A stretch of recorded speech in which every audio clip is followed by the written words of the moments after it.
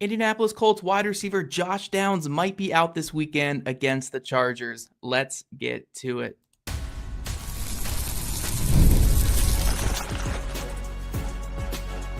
You are Locked On Colts, your daily Indianapolis Colts podcast. Part of the Locked On Podcast Network, your team every day. Thank you all for making Locked On Colts your first listen today and every day. Part of the Locked On Podcast Network, your team every single day. Today's episode is brought to you by Gametime. Download the Gametime app, create an account, and use code LOCKEDONNFL for $20 off of your first purchase. Hello, everyone. My name is Zach Hicks, your resident film nerd of HorseshoeHuddle.com. And my partner in crime, Jake Arthur, is the credentialed Crocs on the ground for Round Table Sports. We're going to bring you our typical Wednesday show, guys. We're going to talk all about the latest roster moves and injuries here on the midweek, getting ready for this big Chargers game. And then we're going to open the floor to some of your guys' questions. We made the call out on social medias, trying to get your guys' questions to fill out today's show. We're going to go over a couple of your guys' burning hot questions and takes and opinions and just dive into it. I'm seeing these for the first time. Jake's basically going to throw them at me, and we're going to respond here to you guys there. But some roster moves and injury updates, Jake. We have some quarterback news. Anthony Richardson landed on IR with that fractured occipital bone or whatever it was. Orbital bone. I don't want to get that completely wrong. One of those O bones with the I. But he is going to be out at least 4 weeks on injured reserve. Brett Rypien, I believe, is the son of Mark Rypien, right? The nephew yep. of Mark Rypien, famous Washington quarterback, infamous Colts quarterback. Obviously, I've heard the stories this One week. snap. One snap is what I've heard. Riley Leonard does appear to be the QB2 for now, but Shane Steichen's going to go more into that as the weeks progress, and we'll see if Rypien's able to take over as that QB2 going forward. When it comes to the first practice of the week, some good news, some bad news. We'll start with the good. Kenny Moore returned to practice for the first time in weeks. It was only in a limited capacity. We don't know if he's going to be back this week, but at least getting him back on the football field, very positive news for a Colts defense that could use anybody coming back on the field at this point. Yeah. But the negative news, obviously, Josh Downs missed today with a concussion. Charvarius Ward missed today with concussion.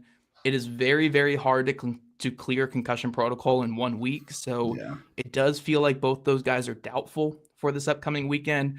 And then Ashton Dulin missed with a chest injury and Tyler Goodson out with a groin injury. That's your two gunners right there on special teams. Not great. So it would be Amir Abdullah, and you can't even put Chris Lamons on there. He's like one of your most vital defensive players. Lamons, I think, was one of the backup gunners. It's not great right now. Yeah, so they're a little dinged up right now, like all teams are around the league. But Jake, what's your takeaway from? We can actually start with the quarterback news. We'll be real quick on this. What's your takeaway from Brett Rypien? I saw some overreactions from people about this earlier in the week. Yeah, I don't really know much about Brett Rypien. I mean, he's started 4 games in the league. He's a journeyman, so he's never really held on any one place for too long. I think he stayed with the Broncos for a little bit, who first signed him as a UDFA back in like 2019, I think. But I did ask Shane Steichen today because they worked out like 4 quarterbacks earlier this week, and he wasn't among them. So I was like, what's the deal with that? Where'd you guys come up with him? And I asked if they had worked him out previously this offseason or anything, because they will do that. They'll kind of keep a catalog of guys they've worked out before, and they haven't worked him out. It's just a guy who's been on their radar for a while. Daniel Jones was with him in Minnesota for a bit and had really good things to say. I'm sure probably coaches as well that they referred to. That's probably the level of quarterback you were looking for if you're the Colts. But a little, I don't want to say an odd choice just because they have direct references to go with there. I've always been kind of a Jeff Driscoll stan, not going to lie to you. I would have done Jeff Driscoll. I would have even maybe done Kyle Trask, would have been interesting. But I mean, the moral of the story is it might just be a moot point because hopefully it never matters and we don't have to see Brett Rypien out there. But Riley Leonard is QB2 for now. Obviously, he has been in the program since April, May, and is a tireless worker. Maybe a little bit limited in what he can do as a quarterback right now. So he is one play away from going in there, but at the same time, he knows Shane Steichen's system. Brett Rypien just got here. So Steichen said that Leonard is the QB2 for now, and they'll just keep kind of evaluating things over the next couple weeks to see if they need to make a shift in there. So Leonard could stay as the backup. But again, hopefully we don't have to see him unless they're like blowing out Tennessee next week by 21, 22 points or something again. Hopefully it stays Daniel Jones this entire time and we don't even have to worry about it. Yeah, when it comes to the NFL, there are two types of backup quarterbacks. There's backup quarterbacks that you trust to come in and win a game or two for you, which you're not going to find those in October out in the free agent market. So then you have the other type of backup quarterback, which is the starting quarterback is good buddies with. That's why do we think Mitch Trubisky keeps getting jobs around the NFL? Yeah. So as long as Daniel Jones says, hey, I like this guy, Brett Rypien, perfectly fine QB3 to have. Look, if he ever gets on the field, the Colts aren't winning that game anyway. Right. So there was nobody out there for as much as we want to say Jeff Driscoll or Kyle Trask and all these other guys. They weren't winning a game if any of those guys stepped on the field anyway. Probably not. No. So it's fine. It's not that big a deal overall. Hopefully Daniel Jones can stay healthy and avoid those sacks like he has been doing. But getting to the bigger news of the week, the injury report, because if Josh Downs popped up with just about any other injury, we could be saying like, okay, let's wait and see until the weekend comes around. But because it's a concussion, it does feel like he's not going to play this week. And the big question now becomes, what does the slot receiver position look like? And I want to throw this at you, Jake, because I got you prepared for it pre-show. There was a guy in the preseason who was a superstar for the Colts, undrafted free agent, amazing player. And he's been on the Colts practice squad all season long, slot receiver. And when you look at the hierarchy, I guess, of the Colts wide receiver room, A.D. Mitchell's in the doghouse. Ashton Doolin's on the injury report. Anthony Gould, they've kind of soured on. He's more of a special teamer. Is it Coleman Owens' time to shine? Should I pick him up in fantasy football this week, Jake? So if Doolin doesn't play, and let's say Downs and Doolin don't play, I do think Owen will probably be called up from the practice squad because that is like your only other slot other than Downs and Mitchell and Gould. I would think Gould would get the nod as like the primary slot. I know they haven't really been doing anything with him offensively. It's really just been in the return game, but I mean, it would seem odd to have to switch tracks on A.D. Mitchell so quickly, who has essentially been inactive for 2 weeks. They only played him a couple weeks ago because Alec Pierce was out and they were, killing their opponent in the fourth quarter. So he's basically been down for 2 weeks.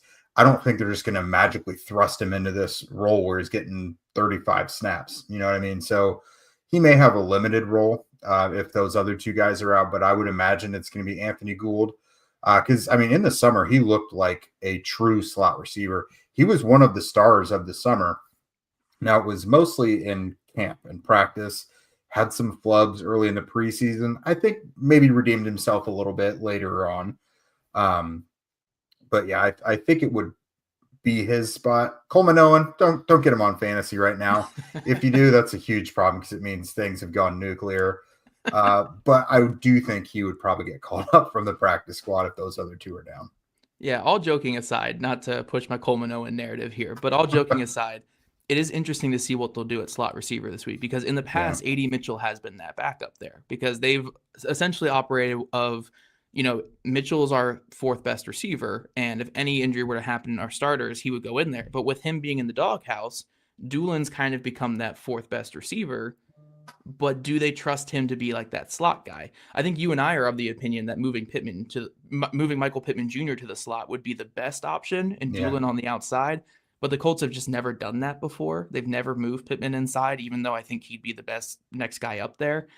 So I think it would be Gould. I'm kind of with you on that. I think they would if Doolin plays, I think they'll give Doolin and Gould like equal snaps on offense, like just very mixed in their personnel groupings and stuff like that. Maybe just rely more on 12 and 13 personnel and just not have a slot receiver for a ton of snaps out there. We could see something like that. Maybe Tyler Warren flexes out a little bit more on into the slot.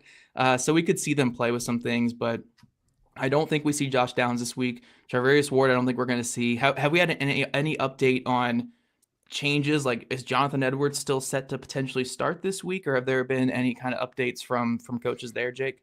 Haven't seen anything there yet, and we don't see enough of practice. We don't really see the strategic portion of practice. You can kind of read between the lines on some things when you watch positional drills. So that'll kind of take keeping an eye on during that early portion of practice that we are able to see over these next couple days. Yeah, no, for sure. So we'll have to monitor that. Obviously, also monitor the two gunners out there. Like if Doolin and Goodson both missed this week, I mean, Amir Abdullah would be one of the gunners. Yeah. Maybe the guy they called up last week, that corner they called up last week, Cameron Mitchell, I believe is his name. Maybe he'd be your other gunner. I could see Coleman Owen do it too. Owen, maybe. Yeah. He's mostly a punt returner though. I mean, yeah, I'm sure if I remember correctly, he's gotten plenty of reps there throughout the summer. So yeah, they'll figure something out. Yeah, we got the rest of the week to see here, but coming up, guys, we're going to get out of the doom and gloom of the injury report like it is every single week and dive into some of your guys' burning hot questions heading into this big, week 7 matchup against the Chargers. See if the Colts can come on top. I'm Cody Rourke from Locked On Broncos, and this episode is brought to you by Peloton. Peloton is shaping the future of fitness with the brand new Peloton Cross-Training Tread Plus, powered by Peloton IQ. This is Peloton's most advanced equipment yet, giving you real-time guidance and endless ways to move, whether you're running, lifting, or you're cross-training with your favorite instructors like Alex Toussaint. It's training reimagined to make your workout more personal. Peloton is built for breakthroughs with features that help you plan, stay motivated, and hit peak performance. You can let yourself run, lift, flex, and go while Peloton handles all the rest. Plus, Peloton IQ provides real-time strength coaching, tracking your progress and suggesting weights that challenge you so you can get stronger. Plus, the new movement tracking camera, it counts your reps and corrects your form in real time, making sure every rep is safer and smarter. So let yourself run, lift, flex, push, and go. Explore the new Peloton Cross-Training Tread Plus at onepeloton.com. And you guys know that the NFL season is in full swing, and FanDuel's got an offer that you don't want to miss. So right now, new customers, if you haven't joined already, you can bet just $5 when you sign up, and you'll get $300 back in bonus bets if you win. That's right. Pick a bet, put down $5, and if it hits, you'll unlock $300 in bonus bets to use across their entire app. It just makes watching football even more exciting when you got a little something riding on the action, little skin in the game there, especially if you're too nervous to bet money when the Colts are on. Watch one of these million Monday night games they got going on. You know, Thursday night's always a train wreck. Put some money on it and make it entertaining. So what are you waiting for? Visit FanDuel.com to download the FanDuel app today and get started.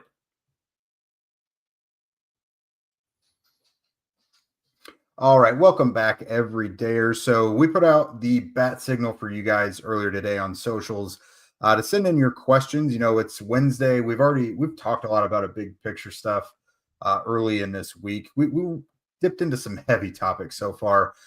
So we turn the floor to you for you guys to tell us what you want to hear about. And you did not disappoint. Some good ones here.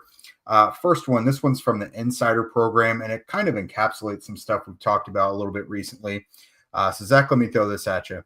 If the Colts hang 34 points on the Chargers and win, will the national media finally put some respect on Indy's name? Because it seems like guys want to discount what Daniel Jones, Jonathan Taylor, and Shane Steichen have done because their schedule hasn't been good. And that's from our Insider program. Yeah, no, only if they put up 34, though. If they put up 35 or 33, then I think, too much or too little. Like, sizzle. It has to be 34 exactly on this Chargers defense, or else there's no respect coming out here. But all joking aside, I do think people are leaning a little too hard into the schedule hasn't been tough thing, because it's not like the Colts have faced the easiest strength of schedule in football this year. I mean, I think they're in the top 10.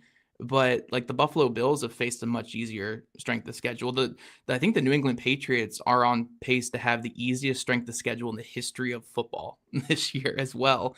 But everyone's kind of saying, and Drake May's getting MVP talk above Daniel Jones. Right. Okay. That's what I mean. So it's like, you know, I do think people lean into that too much. And I think it'd be one thing if the Colts are winning these games by like 3, you know, but they're winning these games by like 20, against these bad teams. And then they're 2-1 again. Like I know the Cardinals have a bad record right now, but I count the Cardinals as an average team.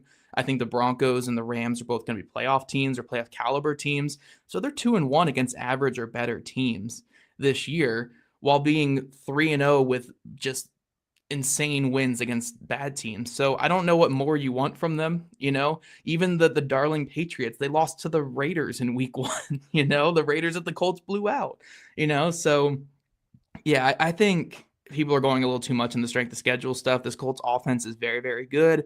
The defense is banged up and they're inconsistent, but they take the football away, and they're pretty competitive in the red zone. So yeah, I think this Colts team is pretty good. And I don't think they need to hang exactly 34. I think if they just exchange blows with the Chargers and make it a good game, hopefully you want to win the game, and that'll make people take you really serious. But I don't think they need to prove anything to anyone right now. They're a good football team, and they're going to be right there in this playoff hunt until the end and probably make the playoffs. So yeah, I don't really care too much about what the national media says or anything like that, because they'll always have that, that Daniel Jones stink in their mouth and all that, because they'll remember the Giants days. I've gotten over that watching him closely this year, but I get it.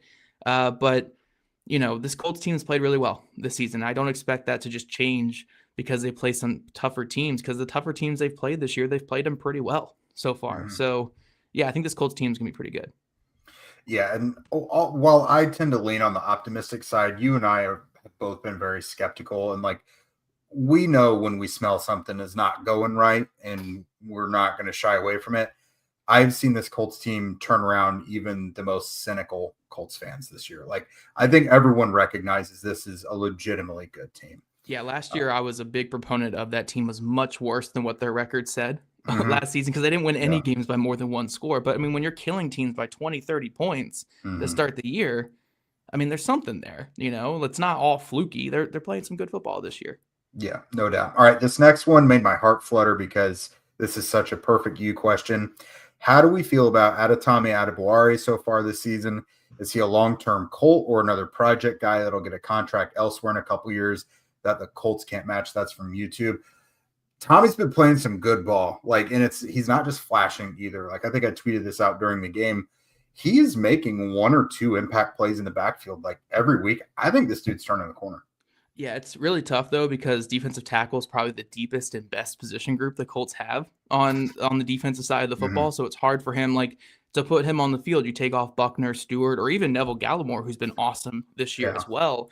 It's hard to take one of those guys off, but he's still getting his snaps. I think he's on pace to have a career high in snaps this year. He's rushing the passer better than he ever has. He has a go-to move, and that swim move that I'm liking, that I'm seeing. So I do think he's starting to turn the corner. And I think the next step is Lou Anarumo trusting him enough to give him more third down rushing snaps. He's getting there. He's slowly getting there. But once he gets more third down rushing snaps, then I think we're really going to see him take off. And I think he's going to finish this year with around 4 or 5 sacks and show that he's really taking that next step as a player. So it's just about building up that trust with Lou and Lou learning to trust him. Lou's tough on younger players, especially younger players who haven't started much in the NFL. But once he warms up to those guys, he becomes ride or die for them. So it's all about Adetomiwa just getting into that steady rotation, then eventually getting his time on the field. But he's doing everything right so far, and I'm loving what I'm seeing. And so far, I think it's trending in a right direction for him figuring it out here at Indy. Yeah, without question. All right, this next one, would you try to bring Braden Smith back next year? Again, he's on the last year of a reworked 1-year deal. He's been solid this year, but I'm not sure how we would be able to fit him in cap space wise next season. However, needing a right tackle, we'll take a premium pick, which we probably need on defense. That one is from Twitter. I think that's a pretty interesting question. Yeah, it's a tough one because we're still so far out from the end of the season. But as it's shaping up right now, I think the Colts have $57 million in cap space heading into next offseason. A lot of that's going to go to Daniel Jones if he continues his play. And then you have to worry about Nick Cross as probably your second most important player. And then Alec Pierce is probably right up there as well. And if you want to bring back all of those guys, you're going to have to make some really tough decisions on not only other pending free agents, but also on guys who are currently under contract in terms of restructures or releases to make some more room. So Braden Smith just might be a victim of we got to keep these younger, more impactful players, even though it's tough to let a right tackle go. But if he finishes this year playing in all 17 games and putting out adequate play, a tackle like that hitting the market is going to get $15+ million a year, almost $20 million a year. Look what Dan Moore just got on the open market. Look what Jalen Moore just got. I guess if your last name is Moore, you get paid pretty well. But look what those guys got. More. Get paid more, actually. Beautiful. I changed that name when I was in high school. My last name used to be Moore. But anyway, you get paid a ton if you're just an adequate tackle on the open market. And I just don't know if the Colts are going to be able to match that. It might very well be a Will Fry situation where it's like, we just can't go to that number. And then it becomes a Jalen Travis versus whoever they can get in a draft, maybe another 3rd or 4th round pick in here. On the bright side, Tony Sperano Jr. might be a magician when it comes to developing young players. Matt Gonsalves looks like a franchise right guard. Tanner Bortolini just had a career day against the Cardinals. So he might just, whoever he works with can just turn into gold at this point. So maybe Travis can just be that next right tackle for them. But the Colts are going to have a lot of big decisions this offseason in terms of Cross, Daniel Jones, Alec Pierce, a lot of options to re-sign guys. It's going to be tough to keep all of them. Yeah, I love Braden Smith and his redemption story. It is great, but there is going to be business decisions. And if they've seen Jalen Travis's tape and think that he's going to be an adequate replacement, then, I mean, you probably just go with the guy in his rookie contract to save some money because, again, they do have some big free agent decisions coming up. Last one here for this segment real quick. Going to Colts vs. Titans in a couple weeks. Where should my party of 6 go for lunch before? That's from YouTube. So near the stadium, District Tap is awesome. Tom's Watch Bar is awesome. I've taken Zach to both of those places during Combine Week. Now, depending on how early you get downtown, this is not really near the stadium, but Bakersfield on Mass Ave. I'm a big taco guy, and that is my favorite tacos in the city. If you want to be a little more near the stadium, then you've got, I don't know if Condado is still there, but you got the Social Cantina is also good. So those are my recommendations. Coming up, guys, the hits are just going to keep on coming. You have thrown us some awesome questions, so we will get right to them. Don't forget that the NFL season is back. Obviously, we're about midway through, and there's nothing better than being in the stadium surrounded by fans cheering on your team. But let's be honest, getting tickets can be a hassle, just a huge problem between the queues, the login screens, and the prices jumping up at checkout. It's just super frustrating.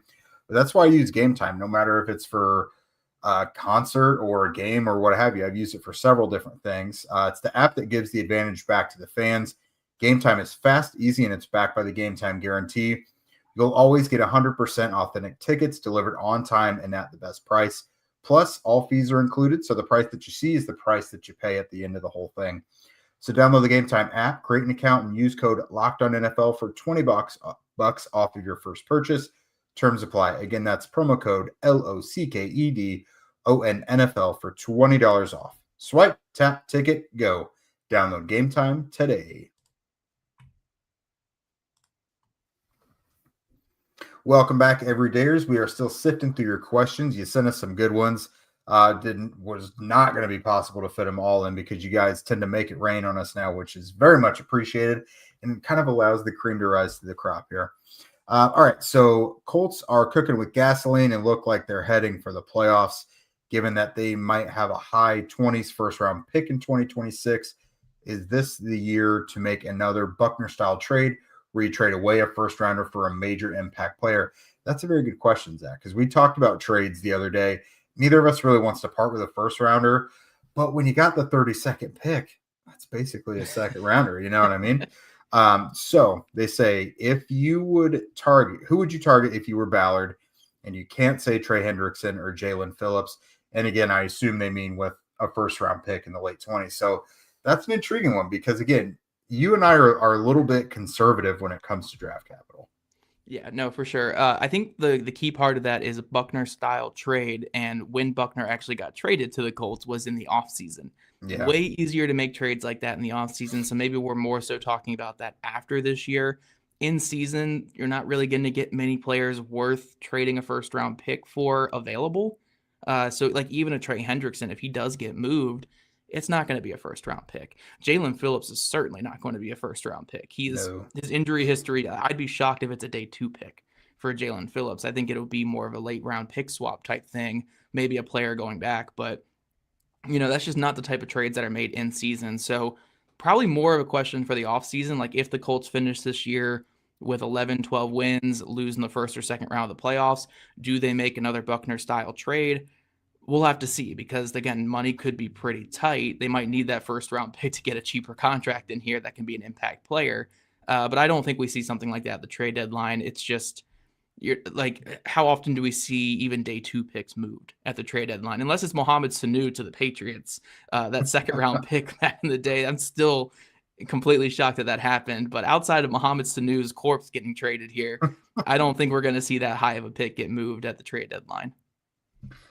Yeah, the only one I could think would be even in the realm of possibility is if the Raiders knew they needed to rebuild and wanted to get rid of Max Crosby or something. Max Crosby would have to go into the office and say, I will never play a snap of football for you guys ever again. And even then, I think the Raiders would call his bluff and say, okay, we're going to ride it out the rest of the year, and then maybe in the offseason we'll entertain this. I think that just goes to show there's just not that availability out there for anybody. But I was trying to think of the most close to realistic option. That's about the first one that came to mind. Can't really think of any top corner, maybe like Brian Burns from the Giants if he really heats up, but I don't even know that that'll be a first rounder. And they would have the sunk cost fallacy with that. Like they just gave up a bunch for him to get in there, so you would want to talk yourself into, we're not moving him unless we get like a similar package, which you're not going to get. So it just kind of makes it not a conversation point there. Yeah. All right. This next one from YouTube is AD Mitchell a trade candidate? No, because he has not done anything. What are you getting for him? You're getting a conditional 7th for him? Is it worth it? It's intriguing, but you've got a guy who, it would be one thing if he was doing this boneheaded stuff while making plays, like Deshaun Jackson early in his career. Like a George Pickens situation. George Pickens, a perfect example. AD hasn't done anything yet. So you would maybe get a 7th round pick or something. It's a 6th or 7th round pick from a team like the Browns that doesn't have any receivers or something. You know what I mean? It would have to be a receiver desperate team that just, needs some sort of shot in the arm. And has 12 picks. If they had 12 picks, they're okay, we'll give up one of them for him, the Browns are probably going to have. But I do think if AD Mitchell was on a team that needed receiver help, he could make plays. Yeah. Because if he would play more, he would make plays. The Colts just have the luxury to be able to sit him down because they have other receivers. Yeah, AD Mitchell's more valuable. He's more valuable to the Colts having him than not having him. He's in the doghouse right now, but it's more valuable just to play this thing out and see what happens. Because even if he catches fire at times, say he becomes a free agent, you can get a 5th or a 6th comp pick for him, probably more than what you could get trading him right now. So just hold on and see what you got with him. Yeah, this next one from the Insider Program. It's essentially boils down to, you're bringing Daniel Jones back. You're definitely offering him at this point. What does that contract look like? And do you have to shed any contracts because of it? We already went into this season saying that the Colts were set up to be able to hit the detonator button if they needed to, if the season went awry. Obviously, they're not going to be doing that at this point, but there still is very little guaranteed and dead cap left on the books. So if they do need to shed some cap to do it, they can. I think Daniel's probably going to get the Sam Darnold deal. What's that, $35 million or something a year? Yeah, I think Darnold got 3 for 105, and I think you just got to add a little bit of inflation on top of it. Probably 3 to 115, maybe 120 at best to get up to 40 a year would probably be around what he would get. Maybe you go to a 4th year if Jones wants that, but Jones is going to have offers this offseason, like how Darnold did, and Darnold actually left the Vikings. But I think it's going to be a situation where when Jones and the Colts both look at it, there's no other place that he should be. It makes the most sense for him to be here. And I think even he knows that if he wants to get even another contract after this next one. So I don't envision him leaving the Colts if, again, this continues to the end of the year. I think it would be a 3 for 115. Then the question again becomes, how can we fit Pierce and or Cross in here? Because those are your 2 most important ones. You probably prioritize Cross in that situation. But with the lack of options behind Pierce right now, with AD Mitchell being in the doghouse, it makes the Alec Pierce question so much tougher just to answer right now. Mm-hmm. And now this next one, I'm kind of going to twist around a little bit to fit into stuff we haven't really answered with it yet. Basically, which veteran? Now, this has been a good season, obviously, but which veterans?